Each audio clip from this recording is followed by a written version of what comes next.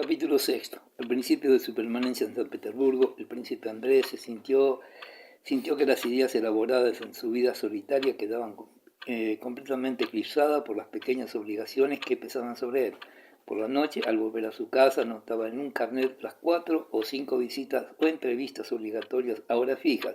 El mecanismo de la vida, la disposición del lío por llegar a tiempo a todas partes, le robaba la mayor parte de la energía e incluso de su existencia. No hacía nada, no pensaba en nada ni tenía tiempo de hacerlo. Solo expresaba y con éxito aquello que allá en el campo su espíritu había conseguido elaborar.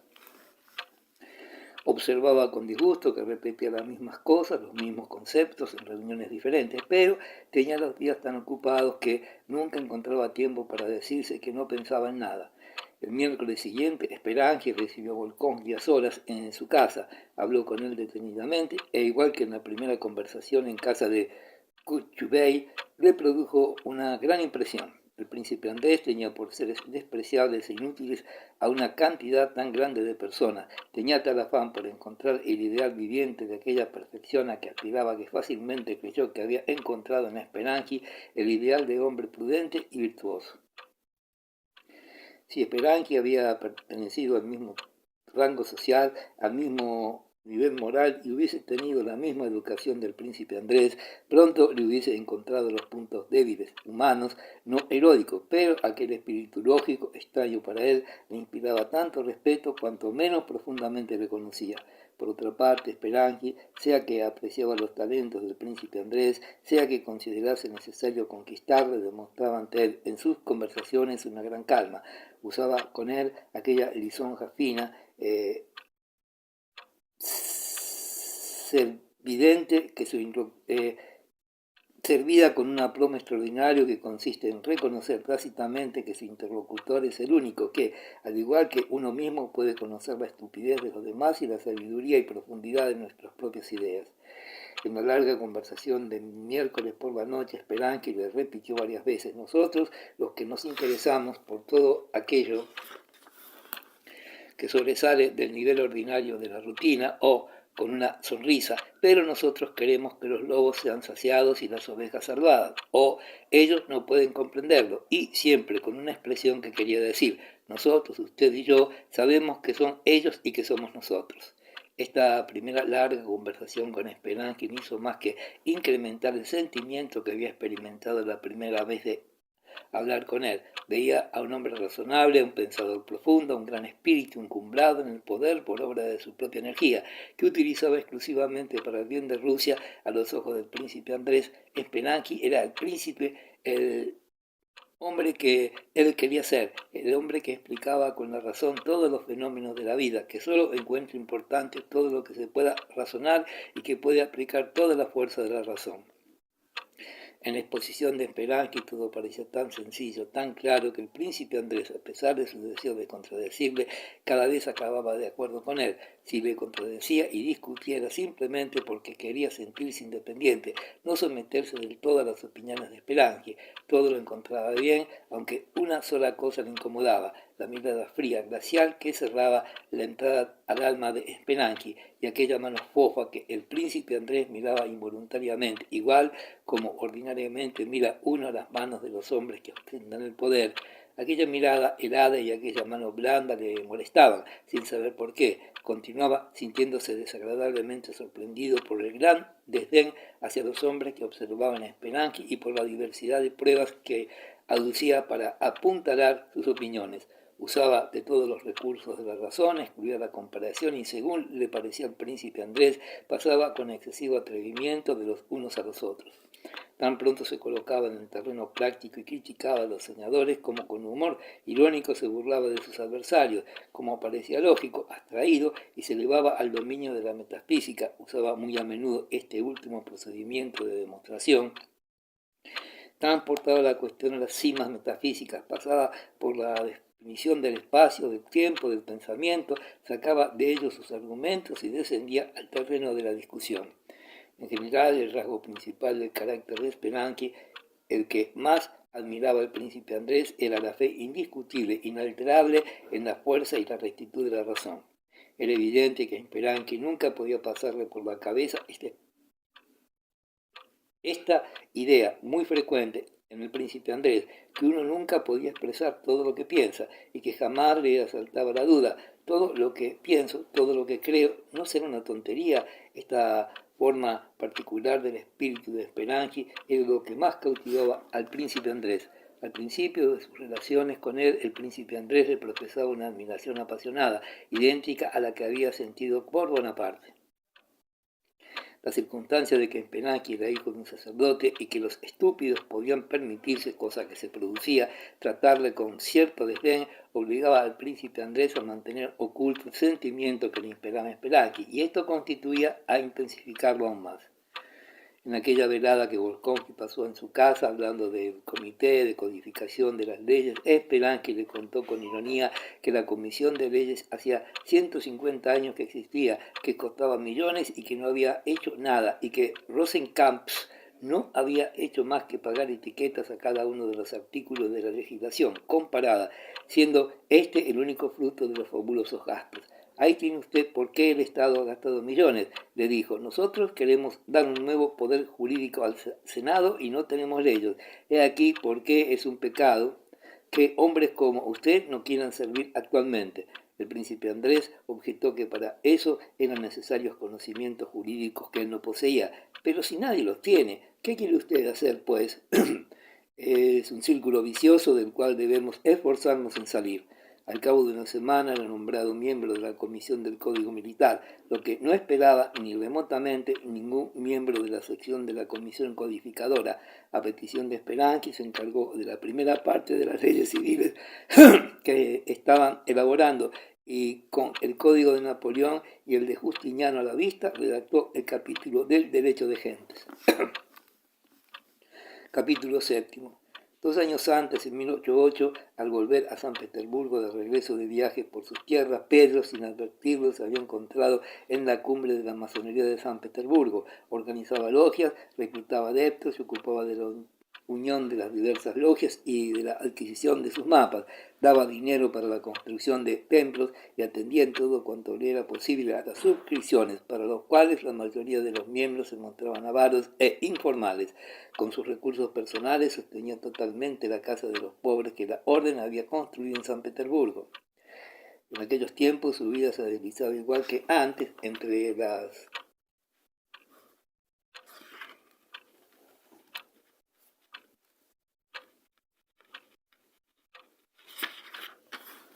las mismas diversiones y las mismas orgías. Le agradaba comer y beber bien, y aunque lo encontraba inmoral y humillante, no podía abstenerse de participar en los placeres del celibato. En la mezcla de sus ocupaciones y de sus entretenimientos, Pedro, al cabo de un año, comenzó a sentir, no obstante, que el terreno de la masonería en que se encontraba se escurría bajo sus pies, y cuanto más firme procuraba mantenerse en él, más y más se le escapaba. Por otra parte, comprendía que cuanto más el terreno se le hundía, menos podía deshacerse de él. Al ingresar, experimentó el sentimiento del hombre que apoya confiado el pie en la superficie lisa de un lodazal. Cuando ha afirmado el pie en él, se hunde. Para convencerse completamente de la solidez del terreno que pisaba, ponía en él el otro pie y todavía se sumergía más, y a pesar suyo caminaba ya con fango hasta la rodilla. Osip Alexievich no se encontraba en San Petersburgo. Por aquel tiempo se había alejado de las logias de la ciudad y vivía constantemente en Moscú. A Pedro le era difícil no considerar sino como hermanos a todos los miembros de la logia que encontraba en sociedad, así el príncipe B como Juan Vasilievich B, que eran dos nulidades sin carácter. Debajo de los delantales y los signos masónicos veía el uniforme y las condecoraciones que todos buscaban. A menudo, mientras hacía la recolecta y contaba 20, 30 rublos inscritos en las suscripciones como contribución de 10 miembros, la mitad de los cuales eran tan ricos como él, Pedro recordaba el juramento de los masones según el cual tenían que darlo todos los pobres. Entonces en su alma se producían dudas que procuraba desvanecer o restarles importancia. Dividía en 4 grupos a todos los hermanos que conocía. En el primero incluía a los que no tomaban parte activa ni en los trabajos de la logia ni en las cuestiones de la humanidad, sino que se ocupaban exclusivamente de los misterios de la ciencia, de la orden, de las cuestiones de la triple apelación de Dios o de los 3 principios de las cosas: azufre, mercurio y sal. sobre el significado del cuadrado y de las figuras del templo de Salomón. Pedro respetaba este grupo de hermanos masones al cual permanecían los asociados viejos y, según su parecer, el mismo Osip Alexievich, aunque no compartía sus intereses. Su corazón no se sentía inclinado hacia el aspecto místico de la masonería. En el segundo grupo, Pedro situaba junto a sí mismo a los hermanos que, como él, buscaban, vacilaban y que, sin haber encontrado todavía en la masonería el camino recto y llano, esperaban descubrirlo algún día. En el tercero clasificaba a los hermanos, eran la mayoría, que no veían en la masonería sino una fuerza exterior, unas costumbres y tenían mucho puntillo en el cumplimiento de los ritos sin preocuparse de su sentido ni de su símbolo. Villarqui era uno de estos y también lo era el gran maestre de la logia principal. Finalmente, en el cuarto ponía una gran cantidad de adeptos reclutados, sobre todo entre los recién ingresados. Eran hombres que no creían en nada, no deseaban nada y solo entraban a la masonería para acercarse a los hermanos jóvenes, ricos, poderosos, por las relaciones o la servilidad de los que había gran cantidad en la logia. Pedro comenzó a disgustarse de su actividad. La masonería, por lo menos la que él conocía, le parecía a veces no tener más fachada. No dudaba de la masonería en sí, pero sospechaba que la masonería rusa se había adentrado por un falso sendero, que se había extraviado de su fin primitivo. Por esto, a últimos de año, marchó al extranjero con el fin de consagrarse a los grandes misterios de la orden. En el verano de 1809, Pedro regresó a San Petersburgo. Por la correspondencia entre los masones rusos y los del extranjero, sabía que Besukhov había sabido conquistarse por el mundo la confianza de muchas personas situadas en puestos eminentes, que había intervenido en muchas iniciaciones, que había sido exaltado a los grados más altos y que había hecho mucho para el bien común de la obra de la masonería. Todos los masones de San Petersburgo iban a verle, todos le adoraban, todos pensaban que ocultaba y preparaba alguna empresa. La solemne sesión de la logia de segundo grado, donde Pedro había prometido comunicar a los hermanos de San Petersburgo lo que les debía transmitir de parte de las jerarquías superiores de la orden, estaba fijada. No faltó a ella ningún miembro. Después de la ceremonia ordinaria, Pedro se levantó y comenzó su discurso. Queridos hermanos, se detuvo sofocado con el discurso escrito en la mano. No basta observar nuestros misterios en la calma de la logia, es preciso obrar, actuar. Nos hemos dormido y es necesario actuar. Luego tomó las cuartillas y comenzó a leer. Para esparcir la verdad y hacer triunfar la virtud, hemos de purificar a los hombres de prejuicios, elaborar reglas de acuerdo con el espíritu de los tiempos, tomar a nuestro cargo la educación de la juventud, unirnos con lazos indisolubles con los hombres más inteligentes, vencer con decisión, aunque también con prudencia, a la superstición, la desconfianza y la tontería, formar entre los hombres afectos a nosotros un núcleo de personas ligadas por la unidad de fin y que tengan el poder y la fuerza. Para alcanzar este fin es preciso hacer más poderosa la virtud. Es preciso que el hombre honesto encuentre en el mundo la recompensa eterna de sus virtudes, pero muchas instituciones políticas actuales son un obstáculo a estos grandes anhelos. ¿Qué debemos hacer ante semejante estado de cosas? ¿Amparar revoluciones, cambiarlo todo, emplear la fuerza con la fuerza? No, estamos muy alejados de ello. Toda reforma realizada por la fuerza es censurable, pues no corregirá el mal, porque los hombres continuarán siendo lo que son y porque la razón no necesita la violencia. Todo el plan de nuestra orden tiene que ser tomado de manera que pueda dar hombres firmes, virtuosos, ligados por una unidad de convicción. Esta convicción debe consistir en perseguir por todas partes y en todas sus formas el vicio y la astucia, y en proteger el progreso y la virtud, en sacar de la oscuridad a los hombres dignos de ser encumbrados y sumarles a nuestra fraternidad. Entonces nuestra orden tendrá poder para atar las manos a los protectores del desorden y dirigirles sin que ellos mismos lo adviertan. En una palabra, será necesario establecer una especie de gobierno universal, preponderante, que se extendería por todo el orden, sin destruir los vínculos civiles y bajo la autoridad moral del cual todos los demás gobiernos podrían existir dentro del orden ordinario y hacerlo todo, a excepción de aquello que se opusiera al gran fin de nuestra orden, el triunfo de la virtud sobre el vicio. Este fin, establecido por el cristianismo, que enseña a los hombres a ser prudentes y buenos y a seguir en sus propios intereses, el ejemplo y la enseñanza de los hombres. Cuando todo estaba sumergido en las tinieblas, bastaba la sola predicación. La novedad de la verdad le confería una fuerza particular, pero ahora necesitamos medios de mayor eficacia. Ahora es necesario que el hombre, guiado por sus propios sentimientos, encuentre en las virtudes su atractivo sensual. No es posible destruir las pasiones, es necesario tan solo probar de encauzarlas hacia un fin noble. Es por eso que es preciso que todo el mundo pueda satisfacer sus pasiones dentro del límite de la virtud y que nuestra orden le proporcione los medios para ello. Cuando entre nosotros se encuentre cierto número de hombres honorables, inmediatamente en cada país cada uno formará otro enseguida y todos se unirán estrechamente. Entonces será posible para nuestra orden que secretamente tanto bien ha hecho en aras de la humanidad. Este discurso produjo no solamente una fuerte impresión, sino hasta cierta emoción en la logia. Algunos hermanos que veían en el discurso peligrosas tendencias hacia el iluminismo le acogieron con una frialdad que sorprendió a Pedro. El gran maestre se puso a contradecirle. Pedro, con un ardor que iba en aumento, se puso a desarrollar sus ideas. Hacía mucho tiempo que no se había celebrado una reunión tan agitada. Se formaron dos partidos. Los unos acusaban a Pedro de iluminado, los otros lo defendían. Pedro se daba cuenta por primera vez con motivo de aquella asamblea de la diversidad de los espíritus humanos, diversidad que es causa de que una misma verdad no se presente bajo el mismo aspecto a dos personas distintas. Incluso los que le parecía que estaban a su lado le comprendían a su manera, con restricciones, con modificaciones que él no podía suscribir, ya que su objetivo principal era precisamente el de transmitir sus ideas a los demás, pero tal como él las entendía. Al final de la sesión, el gran maestro, con hostilidad e ironía, hizo observar a su ardor a Pedro y le dijo que no era su amor a la virtud lo que solamente le guiaba, sino que la vehemencia de la discusión le transportaba. Pedro no contestó y preguntó secamente si su proposición era aceptada.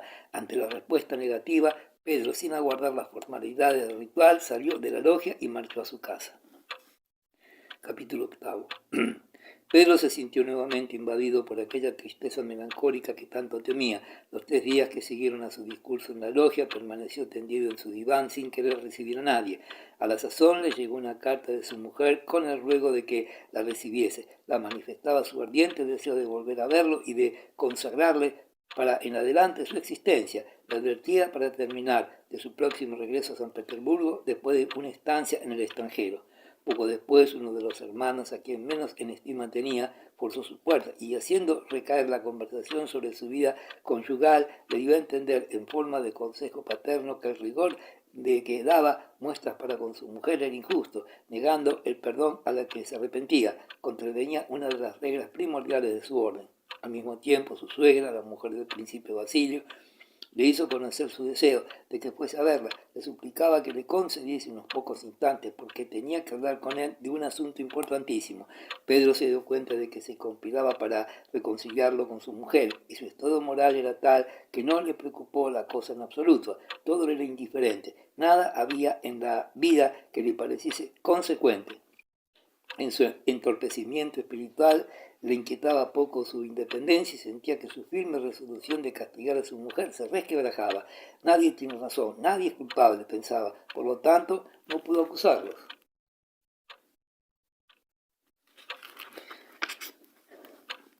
Si no accedía inmediatamente a una reconciliación con Elena, era tan solo porque su estado de postración imposibilitaba para emprender nada.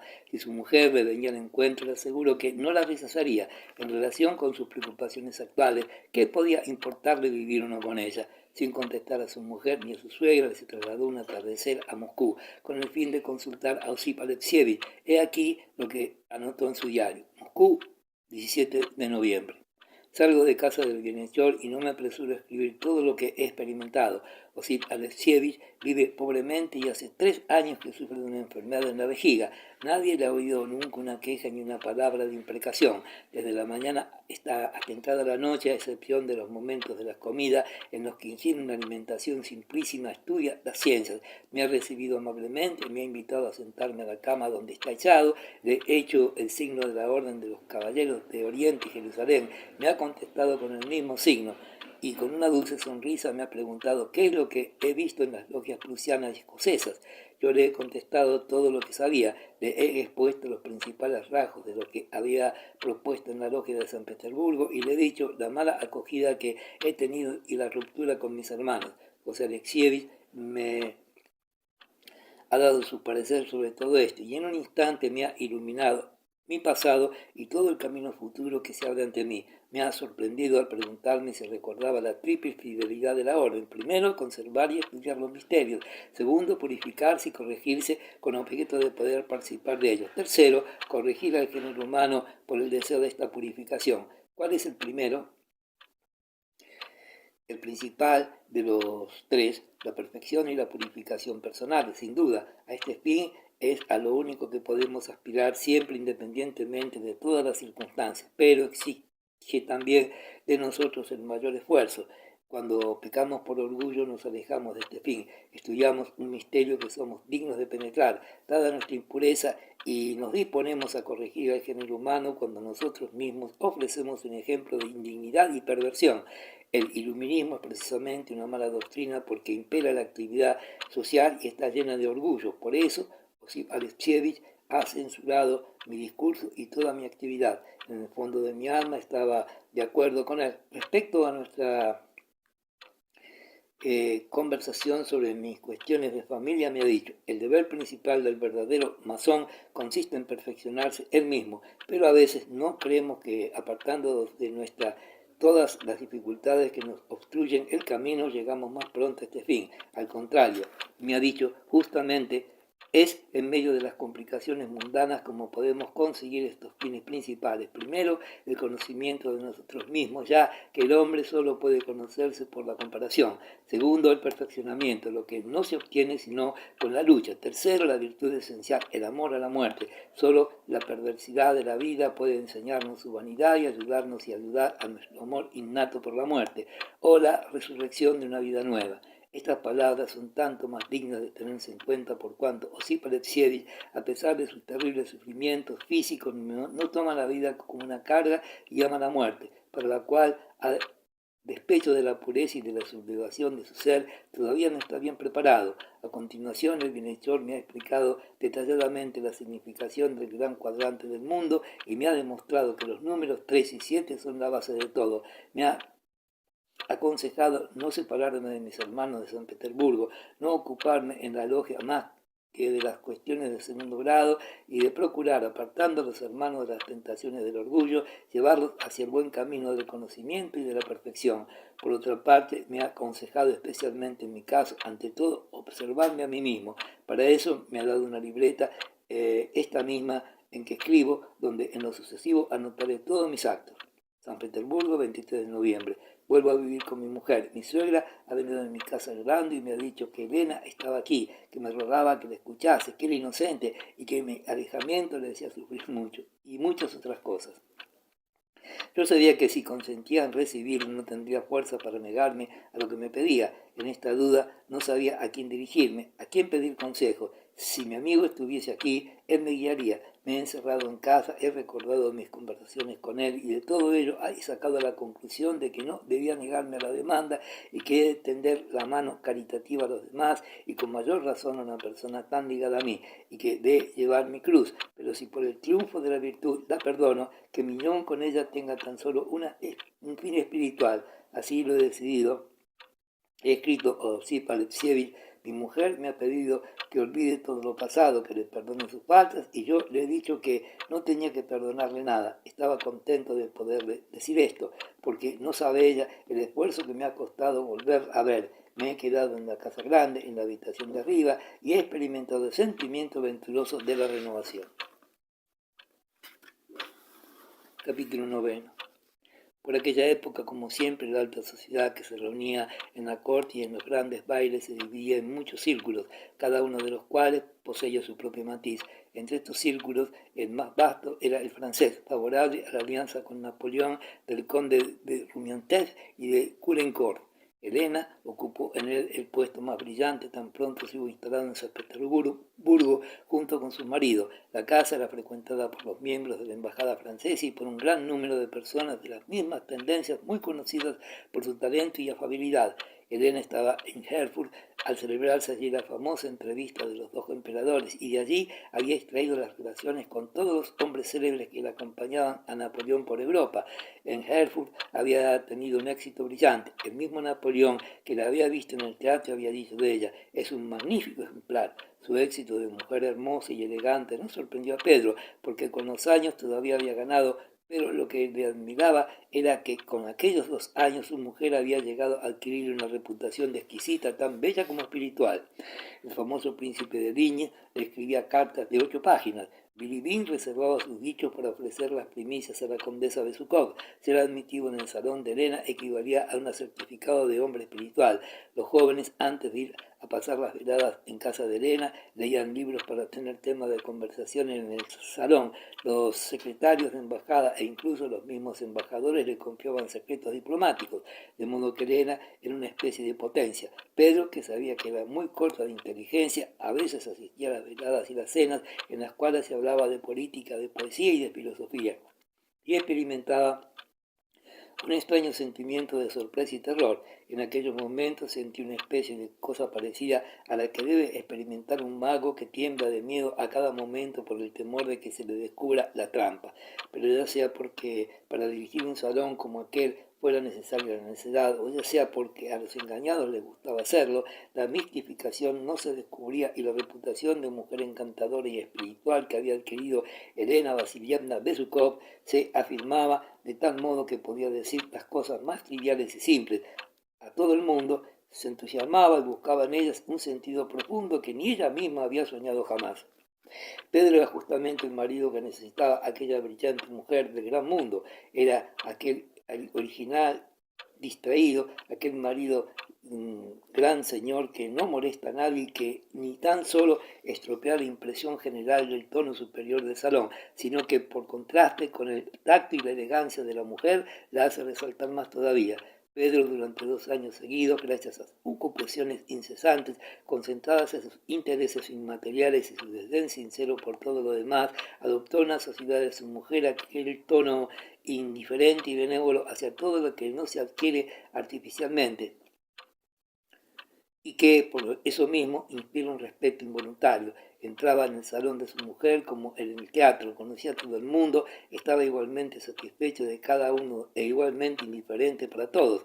A veces se mezclaba en una conversación que le interesaba y entonces, sin preocuparse de si los señores de la embajada estaban presentes o no, expresaba opiniones totalmente opuestas a las tendencias del momento, pero la opinión sobre el original marido de la mujer más distinguida de San Petersburgo estaba tan firmemente establecida que nadie tomaba en serio sus salidas. Entre el gran número de personajes que frecuentaban diariamente la casa de Elena, Boris Dubreskoy, que había ya hecho una bonita carrera en el servicio desde que ella había vuelto a Erfurt, se había convertido en el huésped más íntimo. Elena le calificaba de mi paje y se comportaba con él como un chico. Su sonrisa era para él la misma que para los demás, pero a veces esta sonrisa desagradaba a Pedro. Boris mostraba hacia Pedro un respeto particular, digno y triste. Este matiz de respeto inquietaba también a Pedro. Había sufrido tanto con la ofensa que su mujer le había hecho 3 años atrás, que ahora apartaba la posibilidad de una ofensa semejante. Primero porque él no era un marido para su mujer, y en segundo lugar porque él no se permitía dudar de ella. No, ahora al convertirse en una intelectual ha renunciado a los extravíos de antes. Decía, no hay antecedentes de que las mujeres de esta especie se hayan dejado engañar por el corazón. Era una regla que no sabía de dónde la había sacado, en la que quería sin titubeos. Pero cosa extraña, la presencia de Boris en el salón de su mujer, del que casi no se movía, actuaba físicamente sobre él, le ataba las manos y destruía su espontaneidad y su libertad de movimientos. Esta antipatía es rara, pensaba Pedro, antes incluso me era muy simpático. A los ojos del mundo, Pedro era un gran señor, el marido algo seco y ridículo de una mujer célebre, un original espiritual que no hacía nada, pero que tampoco estorbaba a nadie, un buen muchacho, muy simpático y mientras tanto un trabajo de desarrollo interior complicado, difícil, que le revelaba muchas cosas y le conducía a muchas dudas espirituales, a la alegría y a la dicha se realizaba en el alma de Pedro.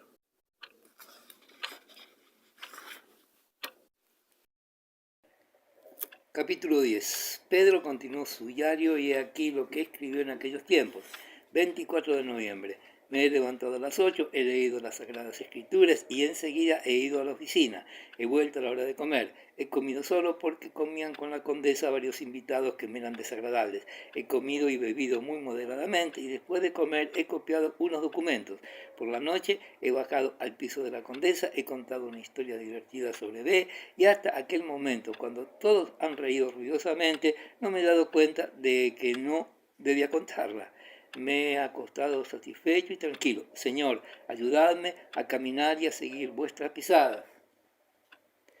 Primero, a vencer la cólera con la dulzura y la paciencia. Segundo, a vencer la lujuria con la abstinencia y la repulsión. No. Tercero, a alejarme de la vanidad y no separarme. A, de los asuntos del Estado, del servicio. B, de las preocupaciones de familia. C, de las relaciones con los amigos. D, de las ocupaciones económicas.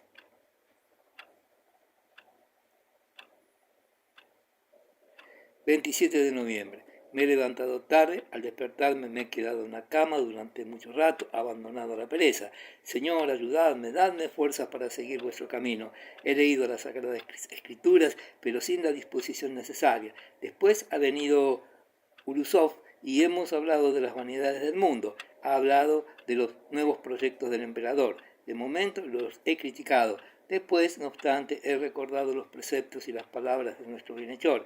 El verdadero masón ha de ser un agente activo del Estado, cuando le es exigida su participación y contemplar con tranquilidad todo aquello que no se le pide su intervención. La lengua es mi enemigo. Los hermanos G, B y O han venido a verme. Hemos hablado de la admisión de nuevos hermanos. Me han encargado que hiciese de orador. Soy incapaz e indigno de ello. Hemos pasado a la explicación de los 7 pilares y los escalones del templo, 7 ciencias, 7 virtudes, 7 vicios, 7 dones del Espíritu Santo. El hermano O ha estado muy elocuente. Al anochecer tenía que celebrarse iniciaciones. El nuevo local facilita la magnificencia de las ceremonias. El admitido era Boris Ubreskoy. Lo he presentado y he actuado de orador. Un sentimiento extraño me ha conmovido mientras he estado con él en la cámara oscura. Me he descubierto un sentimiento de odio hacia él que he intentado inútilmente vencer. Por eso deseaba sinceramente salvarlo del mal y conducirlo por el camino de la verdad, pero me lo impedían los malos pensamientos que tenía sobre él. Me ha parecido que su único fin al entrar en la comunidad es acercarse a ciertas personas, contar con favor de los de nuestra logia. Después de preguntarme varias veces si N y S eran de nuestra logia, cosa que no podía ya decir, me ha parecido que no sentía mucho respeto por nuestra Santa Orden. Está demasiado preocupado y satisfecho de su ser físico para desear una mejora de su ser espiritual. No tenía ninguna razón para dudar de él, pero me parecía que no era sincero, y mientras estuve a solas con él en la cámara oscura me pareció que sonreía desdeñosamente a mis palabras. Estuve tentado de atravesar realmente su pecho desnudo con la espada que le apuntaba. No podía, pues, ser muy elocuente. Y en verdad tampoco podía comunicar mis dudas a los hermanos y a los grandes maestres. Gran arquitecto de la naturaleza, ayúdame a encontrar el buen camino que conduce fuera del laberinto de la mentira. 3 páginas después se encontraba el pasaje siguiente. He tenido una larga conversación instructiva a solas con el hermano B, el cual me ha prevenido contra el hermano A. Me ha revelado muchas cosas, aunque no soy digno de tal confianza. Adonai es el nombre del que ha creado el mundo. Edom, el nombre del que lo gobierna todo. El tercer nombre, aquel que no se puede pronunciar, significa todo. Las conversaciones con el hermano B fortifican, tranquilizan y me conducen por el camino de la virtud. Ante él es imposible dudar. Veo claramente la pobreza doctrinal de las ciencias sociales en comparación con nuestra santa doctrina que lo abraza todo. Las ciencias humanas lo dividen todo para mejor comprenderlo, lo matan todo para mejor estudiarlo. En la ciencia santa de la orden todo es unificado, todos lo comprenden en su totalidad. La Trinidad comprende tres principios de las cosas: el azufre, el mercurio y la sal. El azufre tiene la cualidad del aceite y del fuego, unidos a la sal excita y desvela el deseo, por lo cual el mercurio lo atrae y lo retiene. Todos juntos producen diversos cuerpos. El mercurio es la esencia líquida y gaseosa del espíritu. 3 de noviembre. Como me he levantado tarde, he leído las Sagradas Escrituras, pero esta lectura no ha despertado en mí ninguna emoción. Luego he dado unos cuantos pasos de un lado a otro de la sala. Quería meditar, pero en lugar de eso mi imaginación me representaba un acontecimiento de 4 años atrás. Dolokov, en una entrevista en Moscú, poco después de desafiarme, dijo: supongo que ahora estarás completamente tranquilo, a pesar de que tu mujer esté ausente. Entonces no le contesté palabra. Ahora recuerdo todos los detalles de aquella entrevista y en mi interior le decía palabras más agresivas, las respuestas más agrias. Me he recobrado y he abandonado este pensamiento cuando me he visto completamente irritado, pero todavía no me he arrepentido lo suficiente. Luego ha venido Boris Breskoy y se ha puesto a contar diversas aventuras y yo, al momento de verle, me he sentido contrariado por su visita y solo le he dicho frases duras. Él ha replicado, yo me he exaltado y le he lanzado un montón de palabras desagradables y hasta groseras. Él ha callado y yo me he recobrado cuando ya era tarde. Dios mío, yo no puedo entenderme con él a causa de mi amor propio, me sitúa por encima de él y por eso que me vuelvo mucho peor, porque él es indulgente con mis groserías y yo, al contrario, le desprecio. Señor, permitime que ante él me muestre mi cobardía y que también a él pueda serle útil.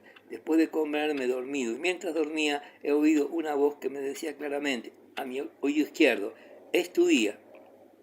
He soñado que caminaba en la oscuridad cuando de repente me he visto rodeado de perros, pero avanzaba sin miedo. De repente un perro pequeño me toma por la pantorrilla de la pierna izquierda e hinca allí los dientes y no suelta la presa. Pruebo a estrangularle. Tan pronto me he podido deshacer de él, me ha asaltado otro mayor. Lo levanto y cuanto más le alzo, más grueso y pesado se vuelve.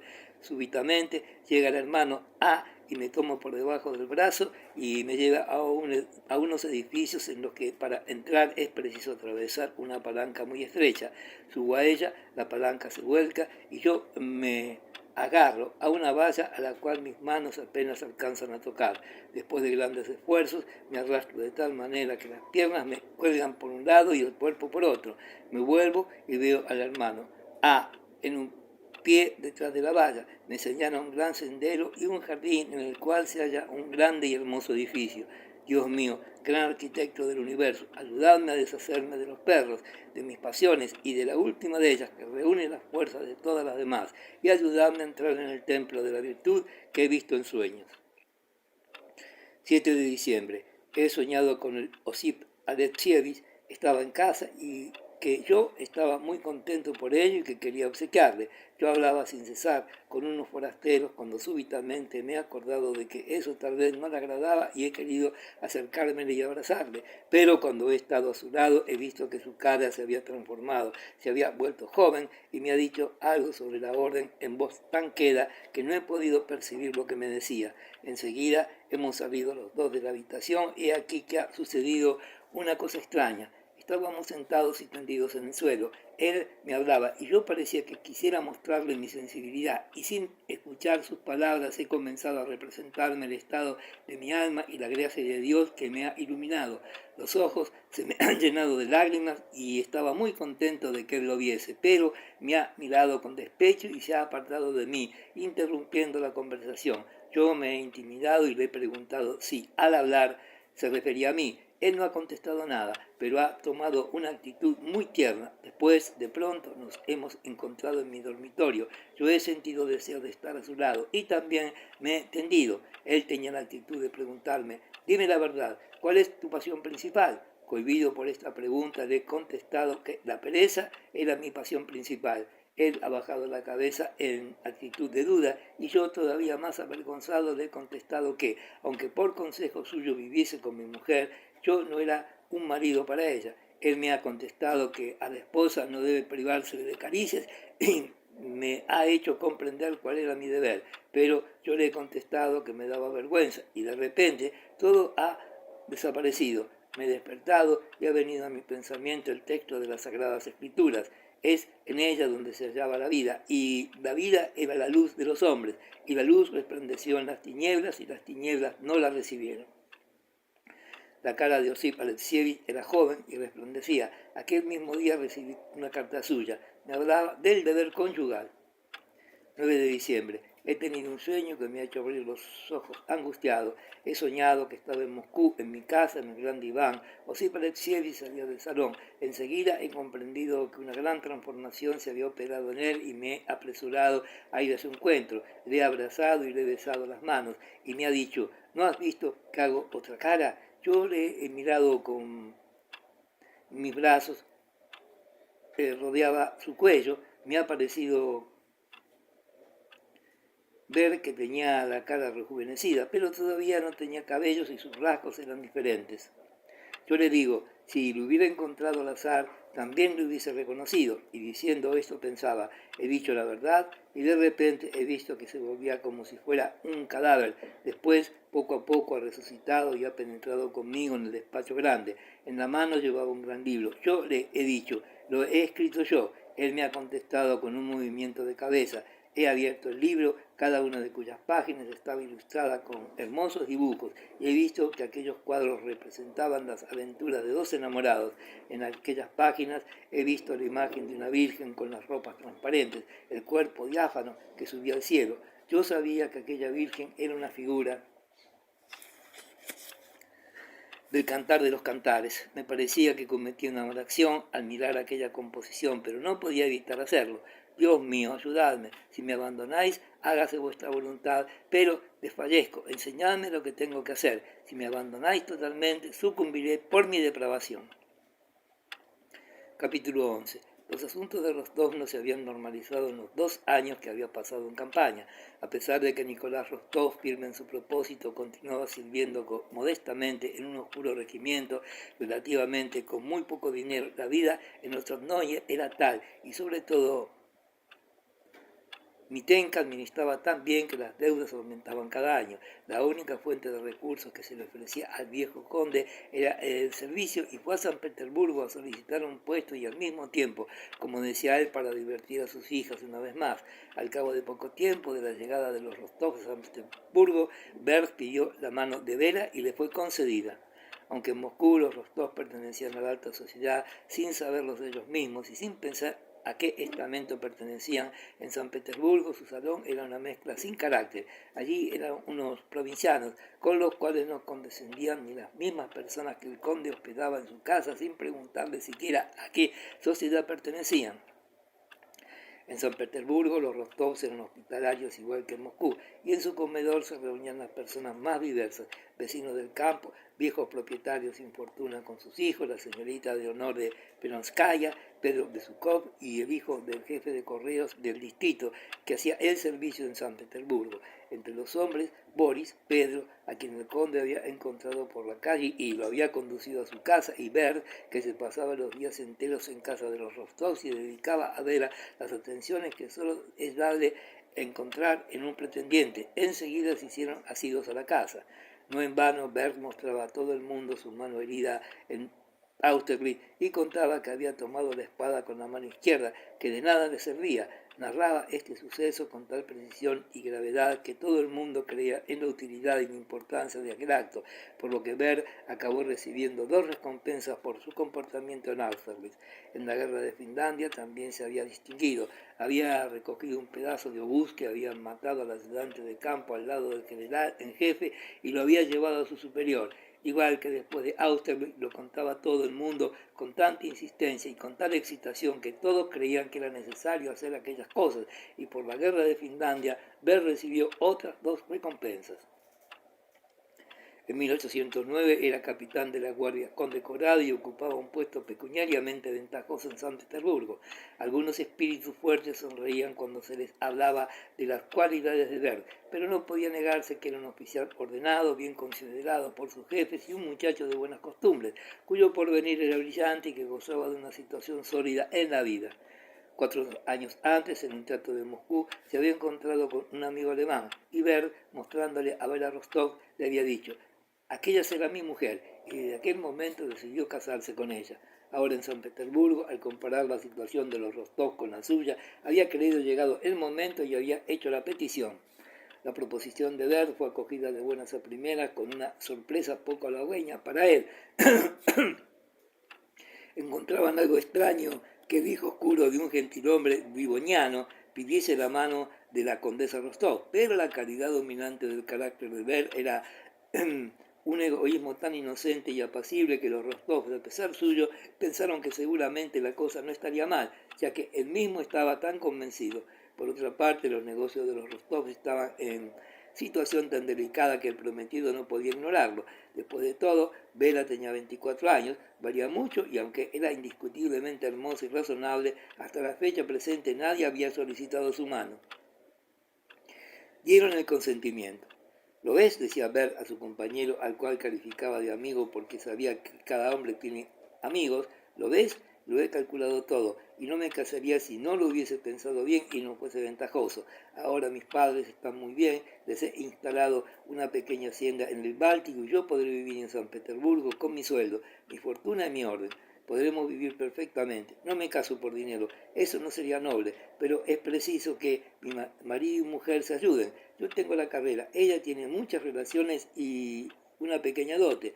En nuestros riesgos eso ya es algo, ¿verdad? Y sobre todo es una buena chica, respetuosa, me quiere.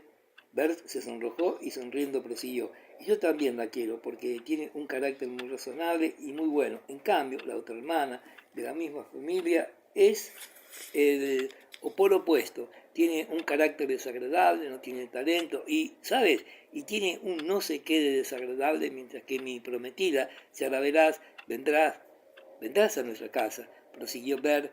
Quería decir a comer, pero reflexionó y dijo a tomar el té, y con un movimiento rápido de la lengua despidió un pequeño círculo de humo que representaba totalmente sus sueños de felicidad. Pasaba la primera impresión de extrañeza causada en la familia por la petición de Bert. Tal como es costumbre en semejantes casos, exteriorizó un estado de fiesta y alegría, pero esta alegría no era franca, no pasaba más allá de los dientes. Los padres parecían algo avergonzados de aquella boda, se sentían inquietos porque no habían querido mucho a Vera y ahora se deshacían de ella tan fácilmente. El conde era el que estaba más confuso. Es probable que no hubiese podido explicar la causa de su desazón, que provenía de sus preocupaciones financieras. Ignoraba absolutamente cuánto debía y lo que podía dar en dote a Vera. Al nacer las chicas, cada una tenía una dote, un dominio de 300 almas, pero como uno de estos dominios había sido vendido, resultaba pues imposible darles un dominio a cada una, y tampoco tenía dinero. Vera hacía ya un mes que estaba prometido, no faltaba más que una semana para la boda y el conde todavía no había decidido la cuestión de la dote ni había hablado de ella a su esposa. Tan pronto quería darle a Vera el dominio del gobierno de Riazán como quería vender el bosque o tomar dinero prestado a cambio de pagarés. Algunos días antes de la boda, Bert entró muy temprano en el despacho del conde y con una sonrisa amable preguntó respetuosamente si a su futuro suegro en cuanto proyectaba dotar a la condesa Vera. El conde quedó tan confuso ante esta pregunta, tanto tiempo esperada, que, sin reflexionar, contestó lo primero que le vino a la mente: me gusta que te preocupes, me gusta, quedarás contento. Y dándole a Bert unos golpecitos en la espalda, se levantó deseoso de acabar la conversación. Pero Bert, sonriendo con una amabilidad, declaró que no veía claro lo que darían a Vera y por lo menos quería conocer por adelantado la parte que se le destinaba. De otra forma, se vería obligado a retirarse. Porque juzgue usted mismo, conde, si me permitiese casarme sin saber con qué he de mantener a mi mujer, me portaría verdaderamente mal. La conversación terminó tan pronto como el conde, para ser magnánimo y no tener que aguantar una nueva demanda, dijo que daría una orden de pago de 80.000 rublos. Bert sonrió amablemente. Besó con respeto el hombre del conde, dijo que me quedaba muy reconocido, pero que no podía comprender la nueva vida si no contaba con 30.000 rublos en efectivo. Por lo menos deme 20.000, conde, añadió, y que la orden de pago sea solamente de 60.000. Sí, está bien, replicó vivamente el conde, pero permíteme, amigo, te daré 20.000 y la orden de pago será de 80.000. Y ahora, dame un abrazo. Capítulo 12. Era el año 1809. Natalia tenía 16 años. Hacía 4 años justo que había contado ese plazo con los dedos junto a Boris después de besarle. Desde entonces ella no le había vuelto a ver una sola vez. Ante Sonia y su madre, cuando hablaba de Boris, decía con aplomo, como si se tratase de una cosa decidida, que todo aquello eran chiquilladas de las que no había ni que hablar. Pero en el fondo de su alma se preguntaba si su compromiso con Boris era una broma o una palabra formal. Desde que Boris en 1805 se había marchado de Moscú para incorporarse, no había vuelto a ver a los Rostov. Había venido a Moscú muchas veces, había pasado no muy lejos de Otarnoye, pero no había ido a verles una sola vez. Natalia pensaba a veces que él no quería verla y sus suposiciones se confirmaban por el tono triste que tomaban los mayores para excusarse. Hoy en día la gente no se acuerda ya de los amigos, decía la condesa cuando se hablaba de Boris. Ana Mikhailovna, que por aquellos tiempos no frecuentaba tanto a los Rostov, se mostraba particularmente digna y cada vez hablaba con mayor entusiasmo y reconocimiento de las cualidades de su hijo y de su carrera brillante. Cuando los Rostov se instalaron en San Petersburgo, Boris fue a hacerles una visita. Fue a su casa sin emoción alguna. El recuerdo de Natalia era el recuerdo más poético de su vida, pero también esta vez se presentaba con la intención decidida de hacer sentir realmente a Natalia y a sus padres que sus relaciones infantiles con ella no podían constituir una obligación ni para uno ni para la otra. A la sazón gozaba de una posición brillante en la sociedad, gracias a su intimidad con la condesa Besukov, una situación ventajosa en el ejército, gracias a la protección de un alto personaje cuya intimidad se había ganado y tenía nacientes proyectos de matrimonio, fácilmente realizables, con uno de los partidos más ricos de San Petersburgo. Cuando Boris entró en el salón de los Rostov, Natalia estaba en su habitación. Tan pronto supo su llegada ruborizada, se dirigió al salón casi corriendo, iluminada por una sonrisa algo más que tierna. Boris recordaba a aquella Natalia de falda corta, de ojos negros y brillante, con una risa sonora e infantil, que él había conocido 4 años atrás. Y esta fue la razón por la cual, cuando vio a Natalia completamente cambiada, se quedó turbado y su rostro expresó una admiración entusiasma. Esta expresión halagó a Natalia. «¿Es que no conoces a tu traviesa amiguita?», dijo la condesa. Boris besó la mano de Natalia y expresó su admiración por el cambio que había dado. «¡Qué bonita te has hecho!». «Claro», replicaron los ojos sonrientes de Natalia. «¿Y mi papadito ha envejecido?», preguntó. Natalia tomó asiento sin mezclarse en la conversación de Boris y la condesa y observó en silencio hasta los mínimos detalles de su prometido de infancia. Boris sentía su tierna mirada obstinada y de cuando en cuando la miraba. El uniforme, las espuelas, la corbata, el peinado de Boris, todo era la última moda. Natalia lo advirtió inmediatamente. Boris estaba sentado algo ladeado en un sillón cerca de la condesa y con la mano derecha ajustaba un guante inmaculado que parecía el molde de su mano izquierda. Hablaba apretado los labios de una manera particular, elegante, de los placeres del gran mundo de San Petersburgo y con dulce ironía recordaba los tiempos de sus amigos de Moscú. No era precisamente por casualidad, como creía Natalia, que mencionaba en la conversación a la alta aristocracia, el baile de la embajada al que asistía, las invitaciones de NN o de SS. Natalia, sentada y siempre silenciosa, le miraba desde abajo. Esta mirada inquietaba y cobía cada vez más a Boris. Se volvía a menudo y lo interrumpía. No esperó más de 10 minutos, se levantó y saludó. Los mismos ojos curiosos, provocativos y algo burlones le miraban continuamente. Después de la primera visita, Boris se dijo que Natalia tenía para él los mismos atractivos que antes, pero que no debía abandonarse a este sentimiento, porque casarse con ella sin dote sería estropear su carrera. Por otra parte, renovar las antiguas relaciones sin intención de casarse sería una acción poco noble. Boris decidió evitar a Natalia, pero a pesar de esta determinación, al cabo de pocos días volvió y comenzó a hacerse tan asiduo que pasaba los días enteros en casa de los Rostov. Comprendía que era necesaria una explicación entre él y Natalia, que debía decirle que todo lo pasado era como si no existiese, que a pesar de todo, ella no podía ser su esposa porque él era pobre y no la dejarían casar con él. pero no encontró nunca el momento propicio y cada vez se sentía más embarullado para intentarlo. Ella, según observaban su madre y Sonia, parecía tan enamorada de Boris como antes. Le cantaba las romanzas preferidas, le mostraba el álbum y lo obligaba a escribir en él, pero no le permitía hablar del tiempo pasado y le hacía comprender cuán bello era el momento presente. Y cada día Boris se marchaba como metido dentro de una nube sin saber lo que se hacía, porque venía sin haber dicho nada de lo que se había propuesto decir, sin saber cómo acabaría todo aquello.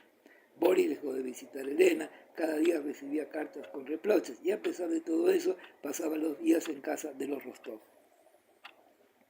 Capítulo 13. Una noche, mientras la condesa en camisa de noche y gorro de dormir, sin los tirabuzones postizos, con un triste mechón de cabellos que temblaba bajo las puntas del dobladillo del gorro, decía sus oraciones nocturnas, suspirando y fusiendo, de rodillas sobre la alfombra, la puerta crujió y Natacha se presentó corriendo en camisa de dormir, los pies desnudos, los calzados en zapatillas y la cabeza llena de papillotes. La condesa se volvió y frunció las cejas. Terminaba la oración. Si este, de hecho, debiese ser mi tumba, ese recogimiento piadoso había quedado interrumpido. Natacha, sonrojada, animada al advertir a su madre en una oración, se detuvo instantáneamente. Se agachó sobre la punta de los pies e involuntariamente mostró la lengua amenazándose a sí misma. Viendo que su madre continuaba rezando de puntillas a los largos pasos silenciosos, corrió hacia la cama, se sacó las babuchas y de un salto se encaramó sobre la cama que la condesa temía fuera su tumba, aquella cama tan alta, con edredones de pluma y 5 almohadas de diversas dimensiones sobrepuestas, y saltó, se sumergió entre los almohadones, se volvió de cara a la pared y se instaló dentro de la cama. Encogió las piernas hasta hacerse tocar las rodillas con el mentón, las volvía a estirar y no sin esfuerzo ahogaba su risa. Tan pronto se cubría la cabeza como miraba a su madre. La condesa terminó sus oraciones y con cara seria se acercó a la cama, pero al ver que Natacha se cubría la cabeza sonrió con su sonrisa buena y afable. «Bueno, vaya», exclamó. «Mamá, ¿se puede hablar?» «Sí», dijo Natacha, «solo una vez, solo una y basta», y abrazándola la besó al cuello. En el trato con su madre, Natacha mostraba una rudeza exterior de manera, pero era muy delicada y muy lista, y siempre que abrazaba a su madre lo hacía con tal gracia que no le causaba el menor daño, ni la molestaba, ni la enojaba. «Bueno, ¿qué hay de nuevo hoy?», dijo la madre, recostándose sobre las almohadas y esperando, mientras Natacha, encogiéndose por 2 veces, estiraba a su lado, con la mano fuera de las sábanas y la actitud muy seria. Aquellas visitas nocturnas que Natacha hacía a la condesa antes de que el conde volviese del círculo eran uno de los mayores placeres de la madre y la hija. «Bueno, ¿qué hay de nuevo? Tampoco yo tengo que decirte algo». Natacha tapó la boca de su madre con la mano. «Es de Boris». «Ya lo sé», dijo seriamente. «Por eso he venido. No me digas nada. Ya lo sé. No, dímelo. Dime, mamá. ¿Verdad que simpático?» Natacha tiene 16 años. A tu edad yo estaba ya casada. Dice que Boris es simpático. Es cierto, es agradable y lo quiero como un hijo. Pero, ¿qué quieres? ¿Qué piensas? ¿Y le has vuelto los sesos?» Al pronunciar estas palabras, la condesa se volvió hacia su hija. Natacha estaba tendida, inmóvil, y miraba a una esfinge esculpida que tenía ante sí, a los pies de la cama, de manera que la condesa veía tan solo el perfil de su hija. La cara de Natacha sorprendió a la condesa por su expresión concentrada y seria. Natacha escuchaba y pensaba. «¿Y qué más?», dijo. «Le has hecho perder la cabeza». «¿Por qué? ¿Qué le quieres? Ya sabes que no puedes casarte con él». «¿Por qué?», preguntó Natacha sin cambiar de posición. «Porque es joven, pobre, sin parientes, porque tú misma no le quieres». «¿Cómo lo sabes?». «Porque lo sé, y eso no está bien, chiquilla». Si yo le quisiera», preguntó Natacha, «basta ya de tonterías. Y si yo le quiero, te digo que hablo seriamente». Natacha no la dejó terminar. Atrajo la larga mano de la condesa y la besó de un extremo a otro en la palma, en la articulación del índice, luego entre 2 articulaciones, de nuevo en la articulación del otro dedo y murmurando enero, febrero, etc. «Dime pues, mamá, ¿por qué callas?». «Habla», dijo mirando a su madre, que la contemplaba con mirada tierna y que parecía olvidarse de todo lo que quería decir.